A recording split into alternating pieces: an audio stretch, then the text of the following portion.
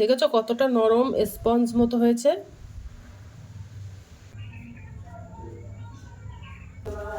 Hello বন্ধুরা, তো আমি আজকে আবার অন্যদিনের মতো নতুন একটা রেসিপি নিয়ে এসেছি। আজকের রেসিপি হচ্ছে কমলা লেবুর কেক রেসিপি। তো চলো আমি এই রেসিপিটা কিভাবে বানাই তোমরা শেষ পর্যন্ত ভিডিওটা স্কিপ না করে পাশে থেকে দেখার জন্য অনুরোধ রইল।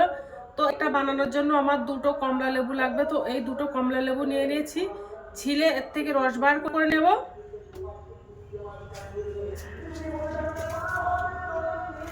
আর এই কমলা লেবুর কেকটা কিন্তু খেতে দুর্দান্ত লাগে, তোমরা একবার হলে বাড়িতে ট্রাই করতে পারো এই কমলা লেবুর কেকটা।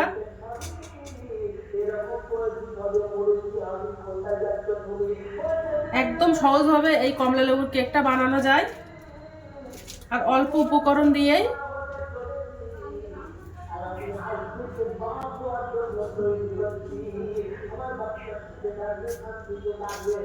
আর এখন তো কমলা লেবুর সিজন, এখন কমলা লেবু পাওয়া যায়।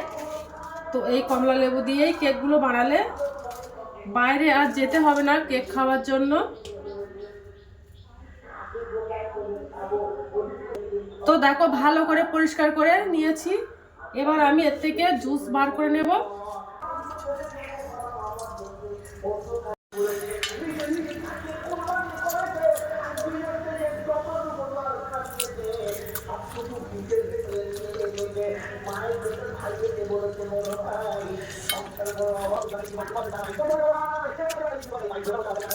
এবার জুসটা সেকে নেব।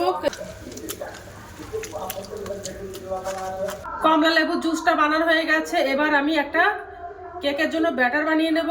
তো দেখো কমলা লেবুর জুসটা আমি গামলাটিতে দিয়ে দেবো। এর মধ্যে 1 কাপের একটু বেশি কমলা লেবুর জুসটা আছে, তো ওটা দিয়ে দিলাম।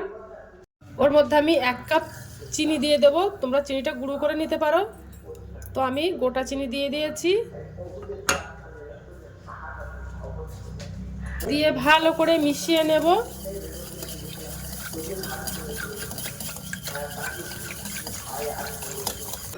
এবার আমি ওর মধ্যে দুটো ডিম দিয়ে দেব।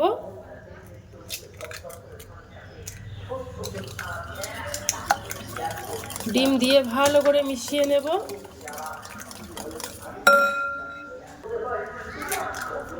দুটো ডিম দিয়ে দিলাম, দিয়ে ভালো করে মিশিয়ে নেব।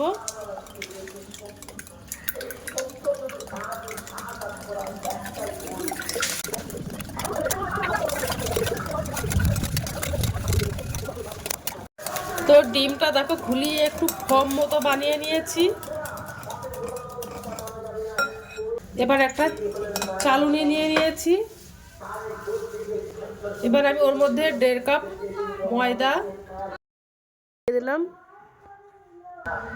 হাফ চামচের কম বেকিং সোডা, 1 চামচ বেকিং পাউডার। তো ওগুলো দিয়ে একটু চেলে নেব আটাটা আর বেকিং সোডা আর বেকিং পাউডারটা।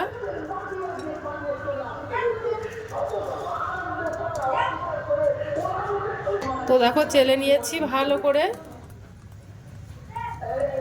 এবার ভালো করে ব্যাটারটা মিশিয়ে নেব।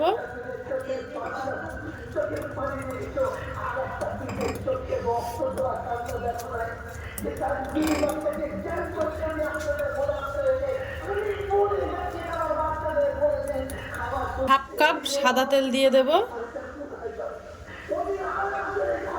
দিয়ে ভালো করে মিশিয়ে নেব।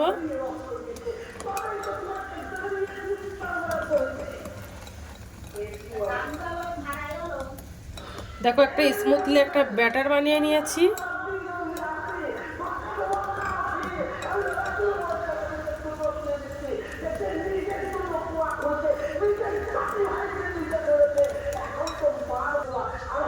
ওর মধ্যে একটু ভ্যানিলা দিয়ে দেব।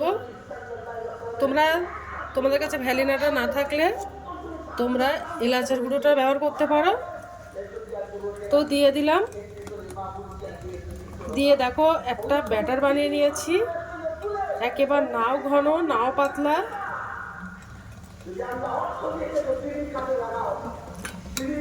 দেখো বানানো হয়ে গেছে ব্যাটারটা। তো দেখো ব্যাটারটা বানানো হয়ে গেছে। আমি একটা কেক মোল্ড নিয়ে নিয়েছি, এবার আমি একটু তেল দিয়ে দিলাম, তেলটা এবার ব্রাশ করে দেব। কেকের ব্যাটারটা দিয়ে দেব।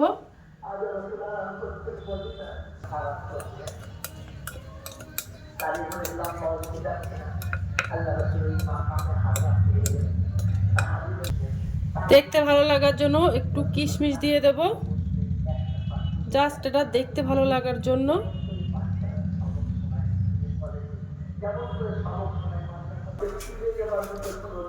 মাঝখানে একটা চেরি ফল দিয়ে দেব।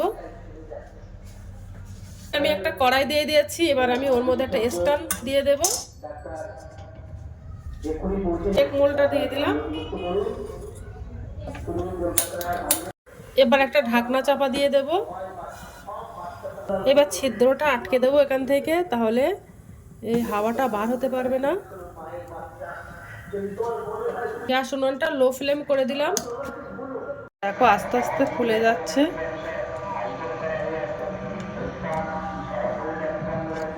দেখো আস্তে আস্তে কতটা ফেপে গেছে। তো দেখো কেকটা বানানো হয়ে গেছে, আমার 30 মিনিট সময় লেগেছিল, আর কত সুন্দর হয়েছে দেখতে। তো এবার কেকটা ঠান্ডা করে দেখাবো যে কতটা সুন্দর হয়েছে কেক। বানানো হয়ে গেছে, কতটা নরম স্পঞ্জ মতো হয়েছে। দেখো কতটা স্পঞ্জ মতো নরম তুলতুলে।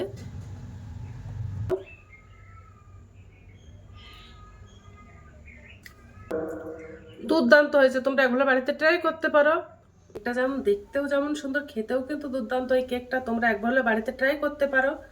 তো আজকের দিনের মতো ভিডিওটা এখানে শেষ করছি। আগামী দিন আবার একটা নতুন ভিডিও নিয়ে চলে আসবো। তো টাটা, বাই বাই, সবাই ভালো থাকবে, সুস্থ